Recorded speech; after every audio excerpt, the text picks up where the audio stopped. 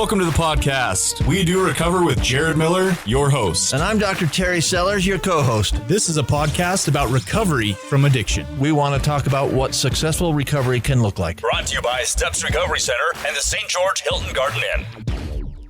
It is a beautiful day down here in southern Utah.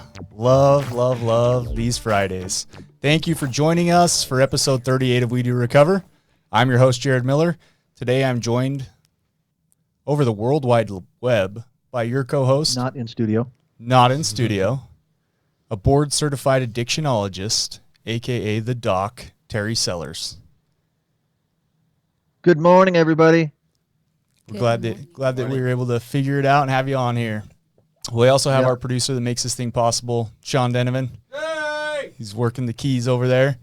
And I'm super excited to have my buddy and his brand new fiance. We're going to get to that. DJ and Danielle. Welcome. Thank you. Thank you for having us on. Thank you. Murphy's Law's been in full effect today, hasn't it? Yeah, so much.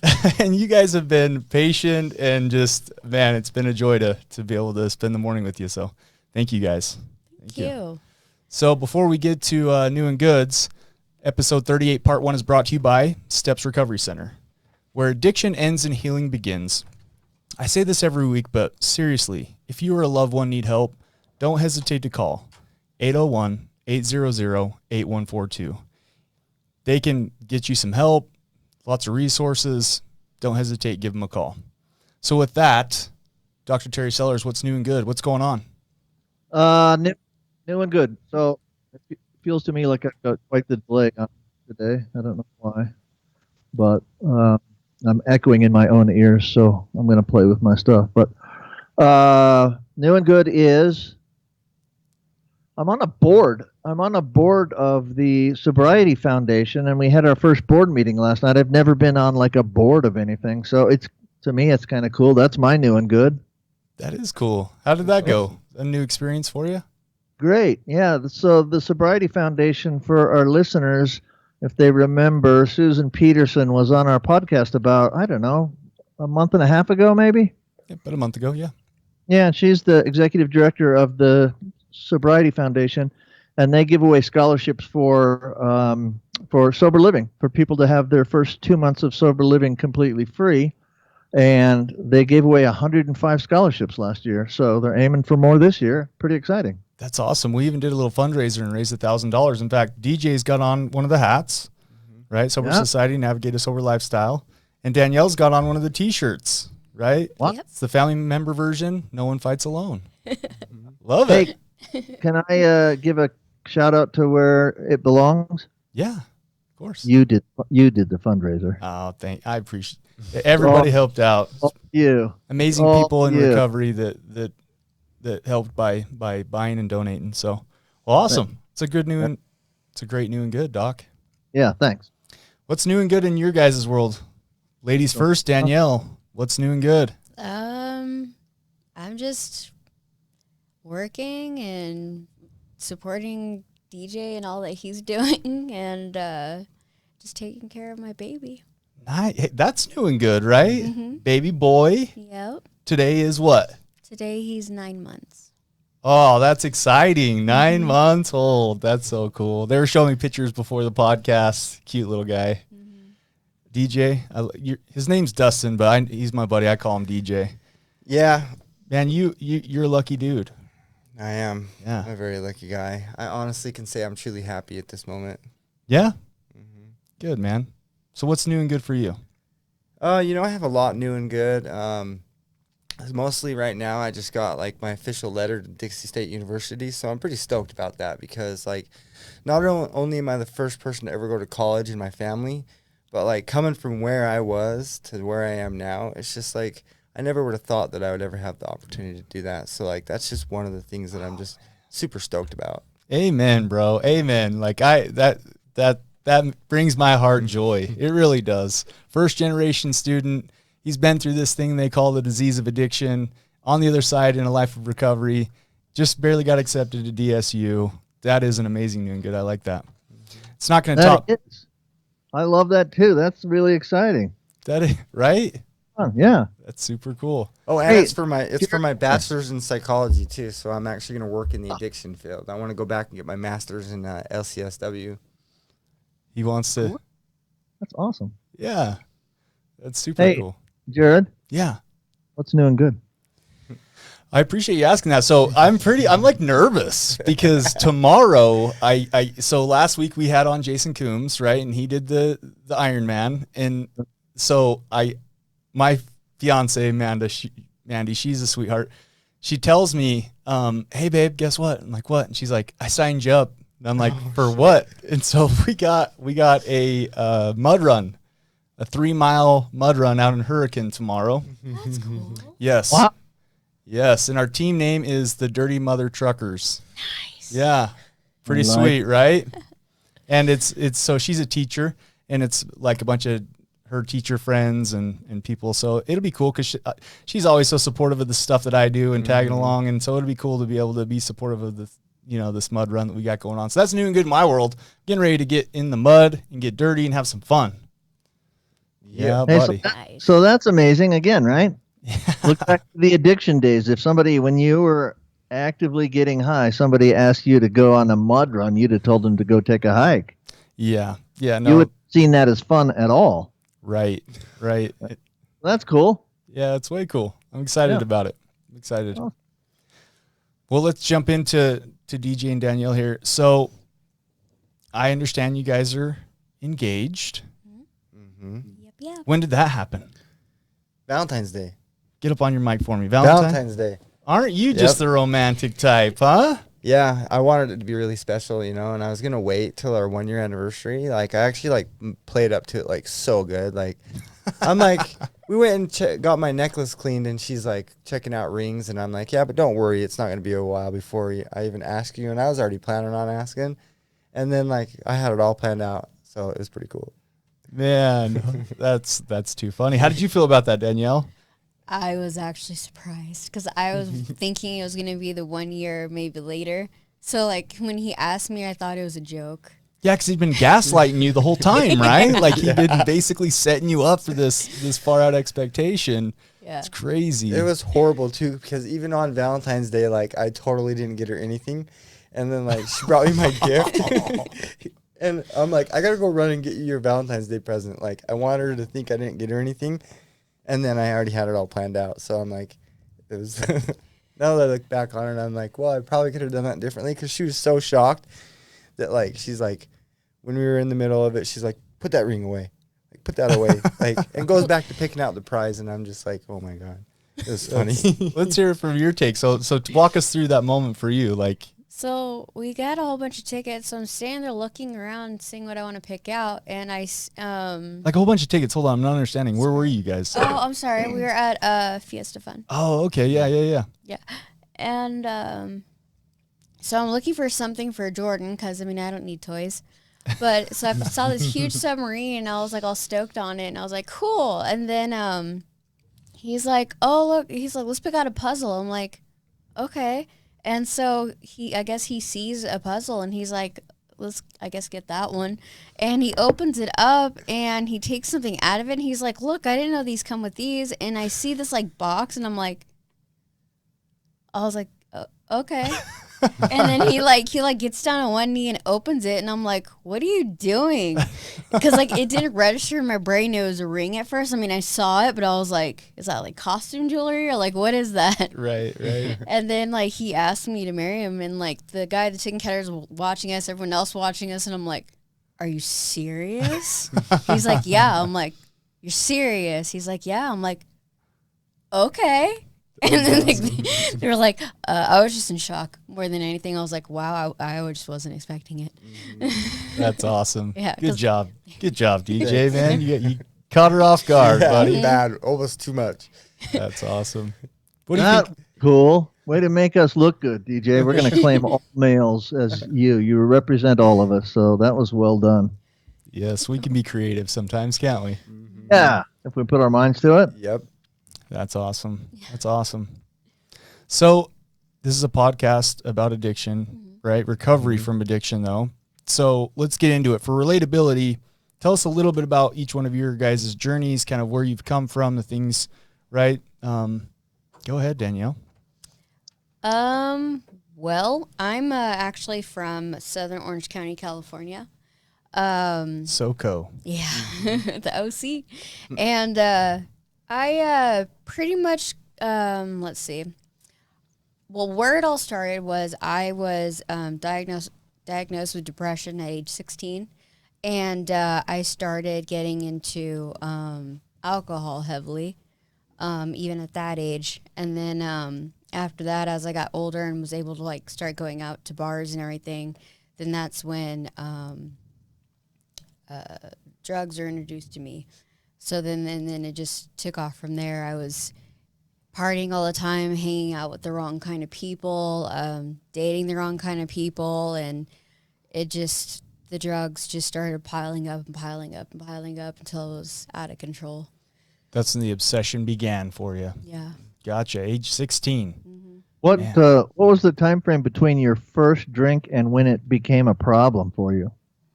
I would have to say at the peak of my problem was about 22.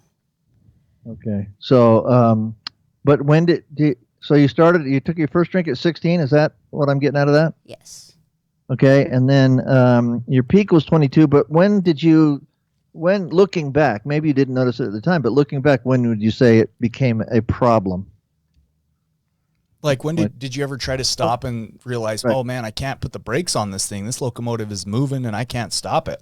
Oh, when I figured out it was Yeah. Oh, that wasn't until I was almost 30. Got you. Whoa. Yeah. Whoa. Yeah. So we're in this thinking process. Did you think this is just life? Like this is just normal? Yeah. I just thought I'm just living my life. I'm just having fun, living my life and all that. So I was just drinking, partying, hanging out with the wrong people and didn't bother to do much of anything else. Yeah, it crept up on you. Mm-hmm. It's not uncommon. Yeah. DJ, how about for you, man? When did you kind of get into this thing we call substance use disorder? Mine's kind of the same as hers, honestly. Like, I first started, like, when I was really young. I just started smoking pot and drinking and going to parties, like, every weekend. You say really young. We've had people on here that started at, like, age 8. So what's really young? About 10, 11. 10, 11? Smoked my first joint. And then I started going to parties. In 7th grade, I started partying every weekend. Basically would just keep continuing to party, and I was the same way. Like, it was just life for me. Like, I didn't know any other life. I didn't have a family home. I didn't have anything else to look forward to. So all I did was, like, I got accepted into the parties because, like, I was crazy, and so I would just go out and just do all the partying, and then I started, getting into the harder stuff once I started experimenting a little more. It was mostly with my brother, who was older than me. I really wanted to be like him, so I basically did everything that he did, and it got to the point where just I was like his shadow. And then at that point, it wasn't until, like, I'd say about the same, like, I was just living my life, It wasn't until, like, I really started getting into the hardcore addiction that I realized that I had a problem, and that was about 15 years ago when I was about 21, 22 when I first tried my first opiate, and that was basically like me signing over my life at that point. That's the way I look at it. So yeah you'd lost your control right at that point. Like, it was no longer a choice. So Dr. Sellers, why is it I mean, obviously introducing these mind controlling substances into our body is always going to be dangerous, but especially in adolescence, like, that's a super common theme that it seems like on this podcast. Right. So we know that drugs and alcohol all affect the brain, right? Yeah. But can affect the brain most easily when it's developing. Once you reach full adulthood and your brain is fully developed, sure, drugs and alcohol do affect your brain, but they don't cause the same kind of damage as a brain that's in the development stages. So for a female brain, they're basically fully developed at about age 21, and for a male, it's about age 24.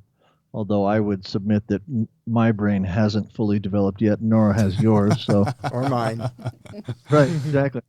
But anything before those ages can really hinder the development of the brain which will have absolutely long-term ramifications. Yeah. Thank you for that. See, do you see why we have a board certified addictionologist on this thing? Like that's great. And also I think too, from kind of a clinical or therapeutic working as a counselor, what I notice is it becomes part of people's, they identify that way, right? Like they both said, until I hit late into my 20s and 30s, I just thought this was life. Like I identified as somebody who it was normal to drink. It was normal to go to parties. It was normal to right? Life of the party. This is my identity. And so it gets, especially at a younger age, you get wrapped up in this is who I am. Does that make sense?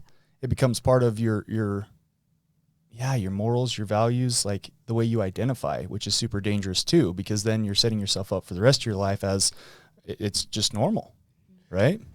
Yeah, I would say a lot of it was just that I didn't know any better. I think that maybe with a little more guidance, understanding what it was, like I think like the main thing is like we were talking about earlier, like what is that? I want to try that.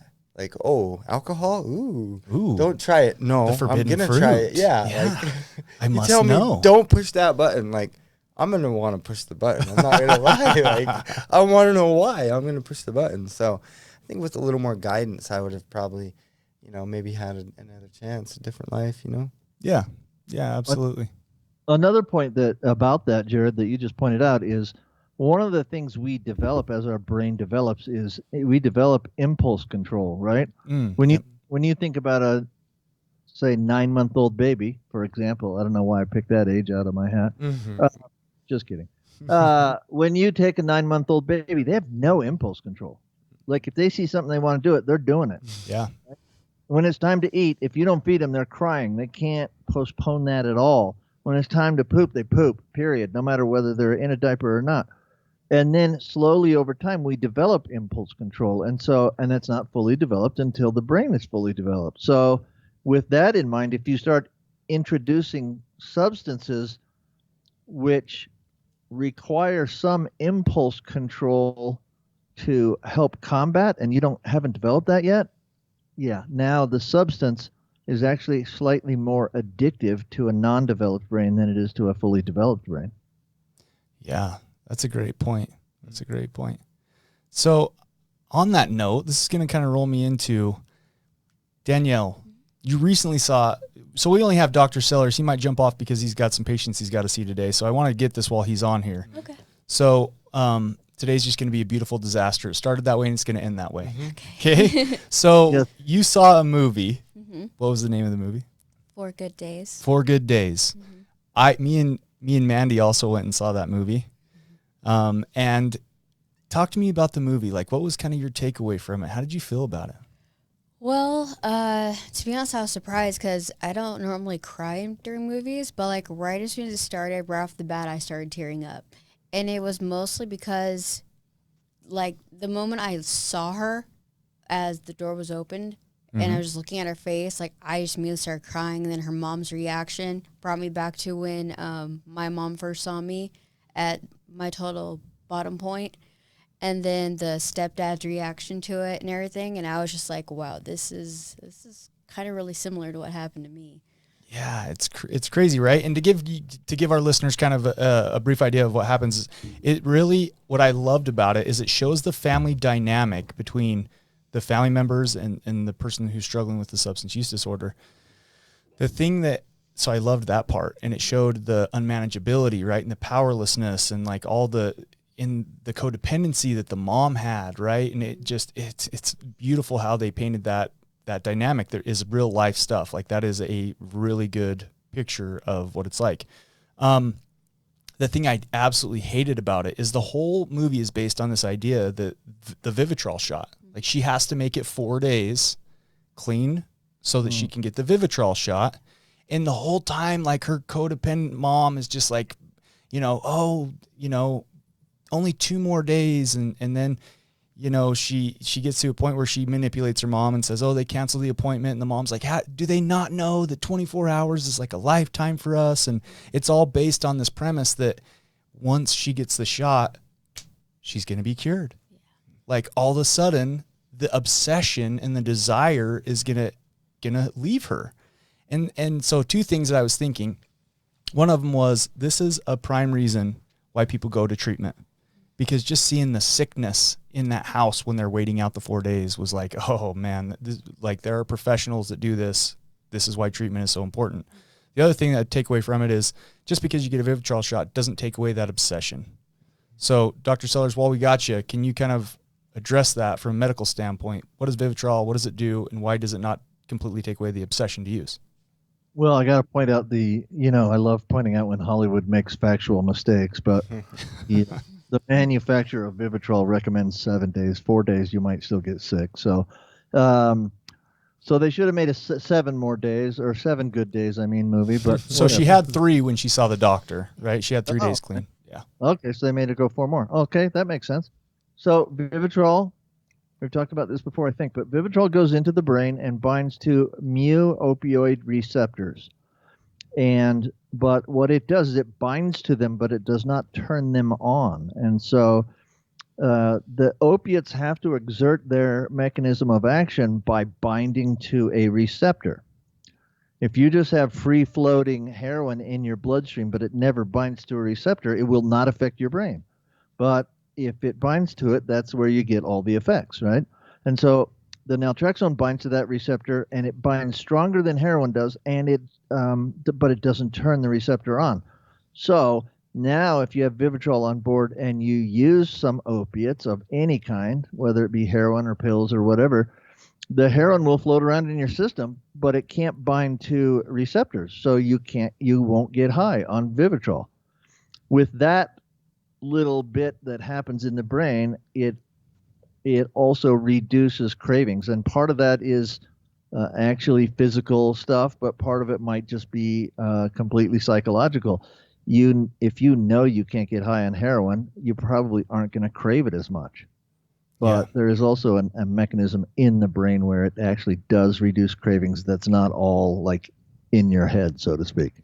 Yeah, and DJ, I know that your DOC, it was opiates. Yeah. So talk to me a little bit about what did that look like for you? Like what was because right, you went through, you got clean, but what was that for you? Like the triggers and that mental obsession, right? Like, can you talk to me a little bit about from your experience what that looked like? Yeah, heroin is a horrible drug, and for 20 years I constantly would try and quit, and basically I'd get on methadone and I would do whatever I could, but I would never stop using. I would continue to using, and whenever I would want to try and stop using, like I would go to jail and then I would just go right back out and continue to use because I never had that obsession removed from me. Mm-hmm. I never even heard of Vivitrol up until about a year ago. So for me, I was just constantly just getting back in that cycle. I never really wanted to quit. I think the main thing is like there's these shots that can help, there's rehab, there's all this stuff that can help, but ultimately you've got to want it. And I think that was the biggest thing this time is I wanted to change, and I was willing to do everything I had to get it. Yeah, and we're going to get into more of that in part 2. I'm glad you brought that up. Mm-hmm. Your DOC is a little different, right, Danielle? Yes. Do they make a Vivitrol shot for cocaine? I don't think they do. I don't think so. So talk to me a little bit about what your obsession looked like, right? And the brokenness and the cravings and things like that. Well, with me, like once I tried one, I wanted to try them all, except for heroin. So it was like I was mostly in the beginning. It was like I think the first thing I tried, of course, was weed, and then it went into coke, and then I was a raver for a little bit. So then I got into psychedelics like ecstasy, acid, ketamine. I did shrooms sometimes, and then alcohol is still swirling within all this, and then got a couple times into meth, and then this last time into meth, that's where the biggest problem started. Got ya. So it sounds like your obsession was more just whatever you could get your hands on to take away the unmanageability and the uncomfortableness that you were feeling at the time. Is that safe to say? Yes. Yeah, and the scary thing that I want to point out is there isn't always medication-assisted treatment for these different narcotics that we put into our body. Right, Dr. Sellers? Yeah, that's a great point. There is no real... So medication-assisted treatment, or MAT, really works for alcohol, works for opiates, but there is no medication-assisted treatment for benzodiazepines, for all of the psychedelics that you just mentioned, and even the ones you didn't mention. Stimulants like Adderall and cocaine and meth. Like, Yeah, we're running out of time in this part 1. Join us for part 2. We're going to get more into Danielle and DJ. You are listening to We Do Recover with Jared Miller and co-hosted by Dr. Terry Sellers. We'll be right back after this short break with more of We Do Recover with Jared Miller, sponsored by Steps Recovery Center and the Hilton Garden Inn. I'm Desmond Lomax, one of the clinical executives here at Steps Recovery, and once you become in the Steps family, you're just a part of the Steps family. A lot of us have overcome substances, overcome addiction, and now we're able to help other people. Second of all, we're also going to help you in a way where you can afford to be helped. Third of all, we're going to give you the same quality that many organizations are charging 2 to 3 times, and it's more about you than it is about our organization.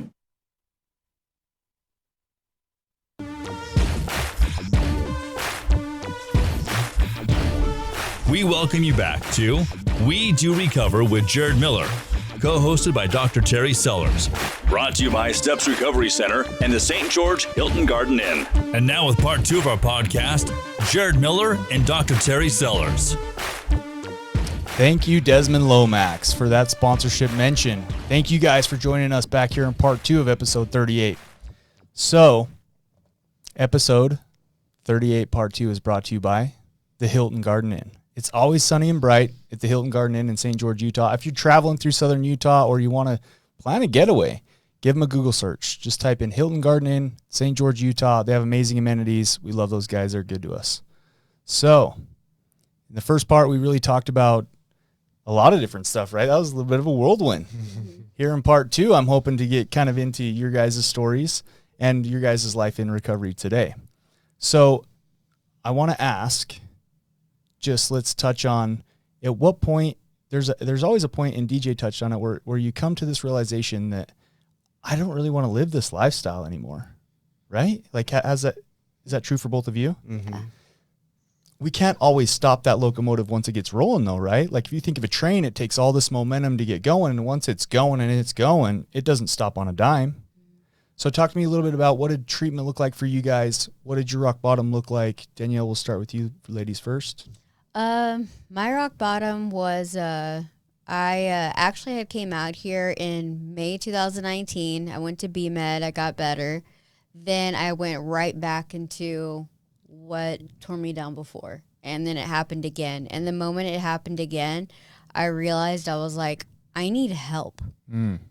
And so I came back out here. I got help this time. This time I actually stayed. I started treatment at Southwest. I've actually been in it for a year and a half. My main focus with all that, though, was my mental health. Because of my meth use, I had developed acute psychosis, which, very scary stuff. And I am almost 2 years clean now, but I still sometimes get the side effects of it. So I am on sertraline, 100 milligrams, which is for social anxiety, depression, PTSD, among other things, and that helps a lot. So that helps with what's left over in my brain. I love that. And Yeah. I think she said something there I want to point out. Mental health, so substance use disorder is a mental health, right? Like, a lot of times I feel like we separate the two, and we shouldn't, because it is substance use disorder amongst schizophrenia, bipolar, right? Like all these other ones, it is a mental health. So thank you. And I would never have guessed that you have a social anxiety, because you're on a podcast right now telling your story. Like, look at what is possible in recovery. We do recover, people. Yes. Yeah. That's amazing. It's amazing. Hey, can I point something out real quick? Please. I know we ran long last time, and I'll try not to be so long-winded. Also, I'm going to have to step out about 6 more minutes. But so methamphetamine and mostly meth, but methamphetamine can cause psychosis. And it sometimes is temporary, happening just when you're using meth or shortly thereafter. But occasionally it can be permanent. Sometimes people who were not psychotic before use meth and become psychotic and stay psychotic. And when you talk about scary, I'm just going to describe really quickly, and Danielle can probably describe some of her stuff. But I saw a guy just the day before yesterday who was using meth and somehow has decided now, and this he totally believes this, somehow has decided that people on the street have gone up through his rectum and removed organs out of his abdomen. Wow. Like he thinks his kidneys are missing, and he thinks somebody on the street did that, and they did that surgery through his rectum. Which, listen, I don't mean to be crude or anything on the podcast, but that's his level of psychosis. And for those of you that aren't as familiar with anatomy, maybe as I am, you can't get the kidneys out through the rectum. Sorry, the best surgeon on the planet couldn't do that. But you can't talk reason with people who are psychotic. I can't tell him that and have him believe it. He's convinced somebody pulled his kidneys out. Yeah. It's just safe to say, without going into a lot of the craziness, right, that substance it can change you permanently. Yeah. Yep. DJ, what did that look like for you? Rock bottom, decision that you no longer wanted to live this lifestyle, decision that you wanted to make a change in your life. Yeah, that's easy for me. You know, I finally had reached my end. Unfortunately, I lost my mother to an overdose back in April of 2017. Sorry, man. And yeah, I went pretty deep after that for another 3 years, but thank God I got arrested. Like, a lot of people get pissed off when they get arrested, but, you know, ultimately, like, I'm so grateful that I finally went back to the jail, because it was right there in detox that I finally started to feel my emotions. And I just remember, you know, like it was yesterday, I just remember saying, my mom's gone. Like, I came to the realization, like, she's gone, and it's because of freaking drugs. Like, I immediately right there, I just hated it. Like, I wanted a better life, you know? And so I just finally said, you know, I can't do this. I obviously, you know, I'm 35 years old. I have nothing to show for my life. I've been an addict for damn near all my life, and I can't do this. I need help. And so I remember I got down and I just dropped to my knees and I said, help me. I need help. Like, I cannot control this will. I need help. And I surrendered. I surrendered to whatever I needed to surrender to find a new way to live. And what happened through that jailhouse prayer for you? So it was kind of weird. I was supposed to go to prison, and for some reason, my judge was just like, you know what? I'm going to give you one more chance. Like, I'm going to send you to rehab. You've never been to rehab before. I don't know why, but we're going to give you this one chance. And so they put me in a 90-day program in the jail. But weird enough, COVID hit and it got shut down. Okay. So I started noticing these addict mentalities start to pop up. Like, I need to get out, I can get out. And I started making phone calls, and they were going to let me out. But my prosecutor was just like, no, we're not letting you out. And that's where I ended up going to the rehab that I went to, Crossover. And it was, you know, I wanted it. So from day one, I was just like ready and willing, and just took everything in as a sponge and just kept moving forward, finding what I had to do. Because I remember when I surrendered, whatever I need to do, I'm going to do it, because I need to be done. The gift of desperation. Yeah, definitely. And just, you know, knowing that, you know, my mother gave her life for me, and I have to use that. I have to go on. I have to continue to better my life and help out any of those that I can in the process. Yeah. Dr. Sellers, while we still got you. You still got me. Any takeaway or anything you want to point out from that? No. You know, I really appreciate that he said that he realized that he'd lost his mom due to drugs, right? Like, because I can remember having that same feeling when I lost my brother. And that's when I started to realize something that I think is incredibly important to point out. Substance use disorder and addiction is one of the biggest lies that we buy into, right? Like, by taking this, it's going to heal me. By taking this, it's going to be cool. By taking this, it's going to, numb my pain. And then when you experience losing somebody, it really opens up your eyes to, this is a bunch of BS.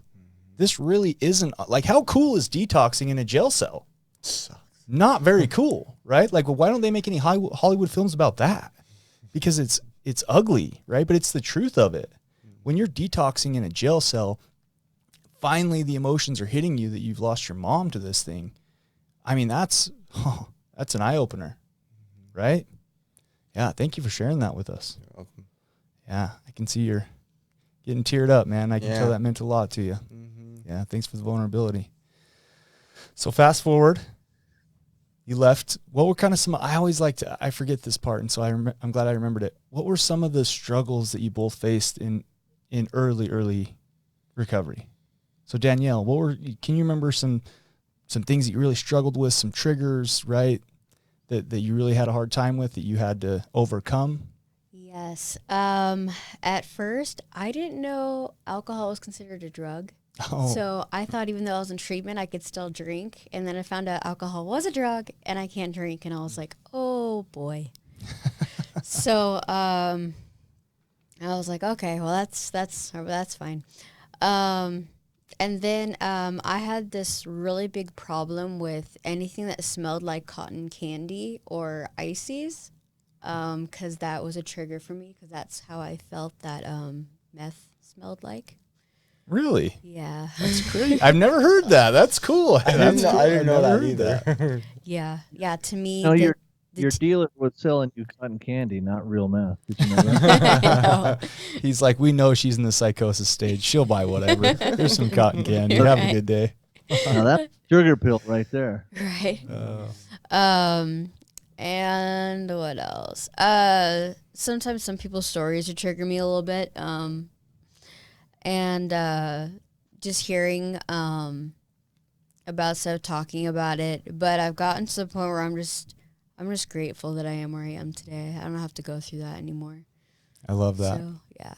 Yeah, thank you. And I'm glad that you said it. Some people's stories can trigger because, look, there are podcasts about addiction out there, and I've experienced it because I've been a guest on several podcasts where they just want the dirt, right? Like they just want to hear the nastiness, the shock factor, and so when me and the doc were putting this thing together, we're like, we want something classy. We want something that our families can listen to and be proud of, So I appreciate that because I think a lot of times it's healing for us to talk about the things we've been through, but also it can be dangerous for other people listening. And hopefully we got some people in early recovery that draw strength from these podcasts. The last thing we want to do is glorify. The last thing we want to do is trigger. So thank you for pointing that out. Yeah. So, DJ. Hey, I do have a comment. Can I make one real quick? Yeah, please. I may not have to leave as soon as I thought, but there is a takeaway that I got out of DJ's thing. It just takes me a minute to get around to it, but people that are actively in addiction typically are in high amounts of pain. Sometimes the pain is actually physical, but sometimes it's just psychological. And when I say just psychological, I mean sometimes it's not physical, right? And so when you look at this, like part of his story that he just told us was his mom passed away and he used more. Right? His mom passed away from an overdose. Yeah, and he used more. Nonsensical. Doesn't make any sense at all, right? A loved one just dies from drugs and you go out and use drugs. And I think the important point of that is that that drug use doesn't make sense. Like, don't try to be logical about it. Family members want the addict to be logical. Now, recovery has to be logical, but the actual use doesn't make sense. And so trying to reason with somebody who's using, logic's not going to work. That's not where they are. Yeah, that's a great point. Yeah, that's a great point. All right, DJ, you ready? Mm-hmm. So what was it for you? What were some of the struggles, the triggers, the things that you had to overcome in early recovery? Like, I want to hear, like, for me, dude, I had to work as a janitor, right? Here I was, bachelor's degree, felt like I had all this stuff. And, right, like, I know Dr. Sellers went from being a labor and delivery doctor to scooping cookies, right? Like what were some of the things that you were just like, man? So, I mean, I consider myself blessed. I did struggle, but I think the main thing that I kind of did differently this time was just let go to my higher power. But the biggest thing that I've dealt with was when I was in rehab, when I first, started doing that, was the fact that all the demons that I had hidden inside me, making sure that I had all that dealt with, because like the biggest thing that I dealt with was the fact that during my mother's overdose, I was the one that got her high.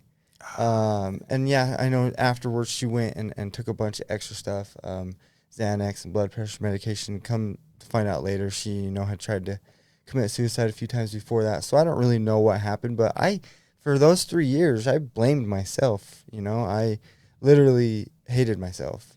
And so for me, like, that was the biggest thing, is letting go of all that guilt and shame and, the blaming of my father, who I blamed for so long. But, like, I freaking wanted cravings. I literally, even though I was done, like, I still have cravings to this day. So for me, it was just like, when that first week I got out, all the places that I had gotten high at, I would just go to, and I would just literally freak out, because, like, I had never been there clean. And so for me, this was all new. But, like, the PTSD started hitting, and I started thinking about getting high. Like, I do not want to get high, but here I am thinking about wanting to get high. And so it was a huge struggle for me to, like, deal with those triggers. But I think the main thing is the treatment that I was in, and then the aftercare, the outpatient, all that stuff, to make sure that I have the triggers, the tools to take care of the triggers. So, but yeah, working was really hard. I went into alcohol. Hold on, dude. You're crazy. Like, you went to places that you used to score in. Like, so I just want to point out, we don't recommend that, DJ. No, right? Like, I mean, I'm just talking like. But you made it through clean. But I'm just saying, like, if you're listening to this right now, we do not recommend it. We call it stay away from slippery places, right? Find a different playground. All the little sayings that we have, right? Like, see, and that's the thing, is, like, it sounds, I from where you're coming from, it does sound like I actually went to, like, my friends' houses and the dealers' houses. I'm talking about, like, the Maverick bathroom. Oh, and like, okay. Like, for me, like, Common I was areas. in addiction for so long that everywhere in life was a place that I had used and gone to. So let me, redirect that and say I wasn't going to the friends' houses. I stayed far away from anybody who had anything dealt with. I'm talking about just going to, like, when I started work at Applebee's, like, to the bathroom. The bathroom is identical to the one at my work. And I would just go in there, and immediately I would go back to that day, that night, all that crap that I went through. Yeah. And even after everything I've gone through, I still wanted to get high. And then immediately you have to just deal with that. And then, you go into, like, well, I know I lost my mother, and I don't want to be homeless, and I don't want to stink. And you just go into all the crap that comes with it, because getting high is not fun. Like you said, like, we may think that it is, but ultimately, like, so many addicts who are in active addiction want to quit. It's the biggest lie we tell ourselves. Horrible. Yep. And you talked about playing the tape all the way through, right? Think of your worst 15 seconds. Like, all those things help counteract that trigger, right? Yeah, it's good. For sure. It's good. Dr. Sellers, you're looking like you had something you wanted to say. Oh, I don't know. Not really. I like what he's saying. It makes a lot of sense to me. And yeah, I mean, there are sometimes you can't avoid places that will trigger you. But to your point, also, an alcoholic has no business in a bar. Right.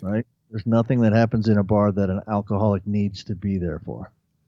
So we try to avoid them, but sometimes you just can't. And when you can't, you're going to have cravings sometimes. And when you have cravings, one of the things we learn in treatment, I hope, is how to deal with cravings, how to, have coping mechanisms that help us get through that time. Because cravings, again, another non-logical thing, right? You lost your mom to dope, and you want to use dope.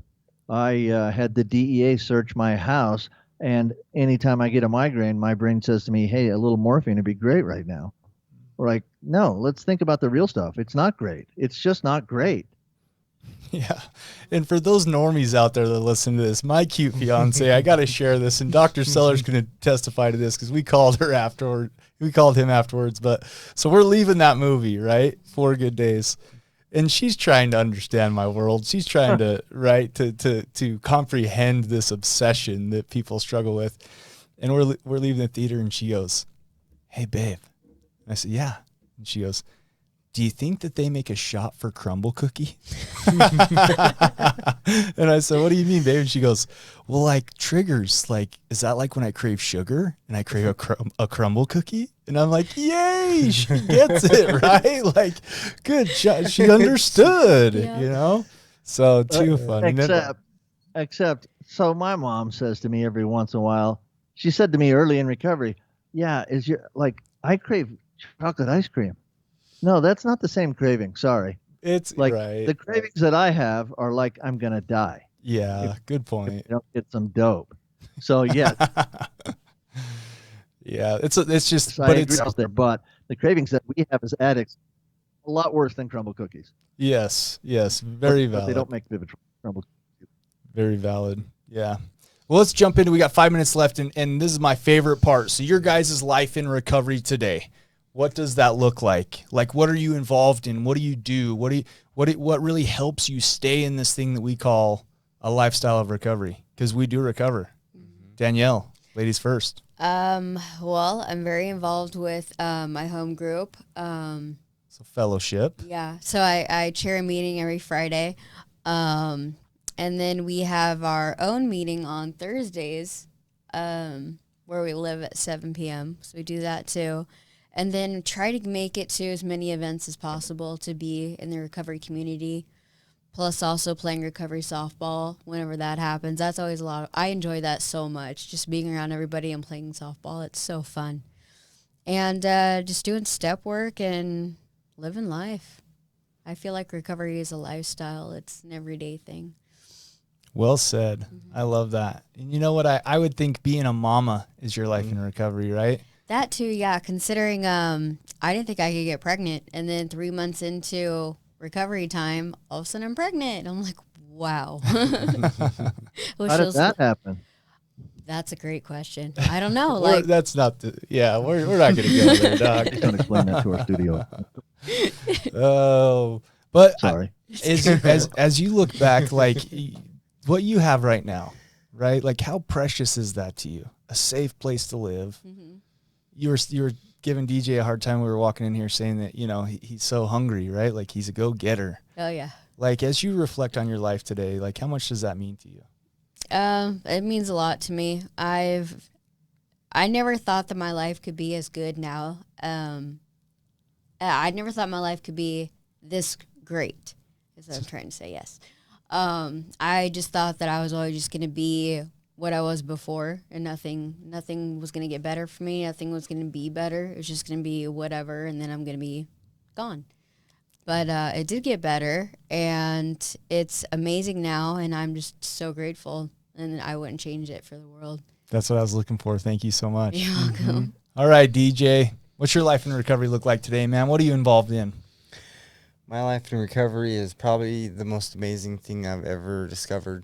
You know, I love sober softball. Being involved in the community is huge because for me, kind of like what she was saying, like I felt like my life was just going to stay the same. Like I honestly convinced myself I was going to be addicted to heroin for the rest of my life. Like I came to terms with that, which is sick. But Yeah. now, you know, the fact that we do recover and I see that now and I know there is another way to live, I am just constantly trying to do everything I can to just be involved. And by doing this, by doing sober softball, you know, doing the, you know, recovery meetings.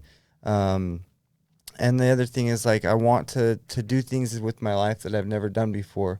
You know, like I sang a song in front of a bunch of people, which I told my mom I was going to Like do 150 people, right? Yeah, and I was so freaking scared, but it was a song that I had wrote for my mom, and it talks about meeting her in heaven again. And I told her I was going to do that, so I did that. I've jumped off the stratosphere. I want to go skydiving. Like, I'm just all for just living now, because all my life I've just been in this funk. I've just basically been wasting life. And so for me, all it is just about living an honest program and just taking every day for the day that it is and just having a good life. I got a beautiful fiance, my baby. He's amazing. Like, he's 9 months old. He's already almost walking and talking. Like, man, he's going to be playing ball by like he's 5, He's progressing. So I'm just all about trying to make a good, happy life. And the main thing I do is, like, I work in recovery. Yeah. And I'm going to school to help with recovery. And I want to have, one day I'm going to open up my own rehab. I am. There's no doubt about it. It's not a matter of how, it's a matter of when. And I just want to help out at least one person. If I can save one person, then my life will have meaning, because I know that maybe that's a mother or a son or a brother that I saved. And it feels really good when you meet those people in recovery, and then you see them out in the community contributing and helping out. It just warms my heart. Like, I literally cry all the time now. I'm a big baby. I love it. We get to feel our emotions in recovery. Oh, I love it. We got about 30 seconds. Dr. Sellers, any final thoughts? Yeah, sure. I'm sitting here beaming, because this is the wisdom that live. We lose him? Like, listen to how smart these people are about their lives right now, and they have great blessings living recovery. Absolutely. Thank you guys so much for joining us. This has been episode 28 with DJ and Danielle. Join us next Friday. We have Todd Sylvester, author, speaker. We'll see you guys then. Thank you for joining us today on We Do Recover with Jared Miller. Help us spread our message of hope. Like, comment, and share. If you have any topics or ideas for future shows, please share that on our Facebook page. That Facebook page is We Do Recover with Jared Miller.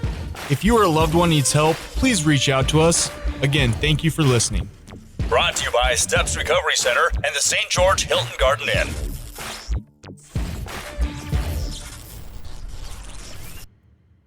This has been a production from A Podcast Studio.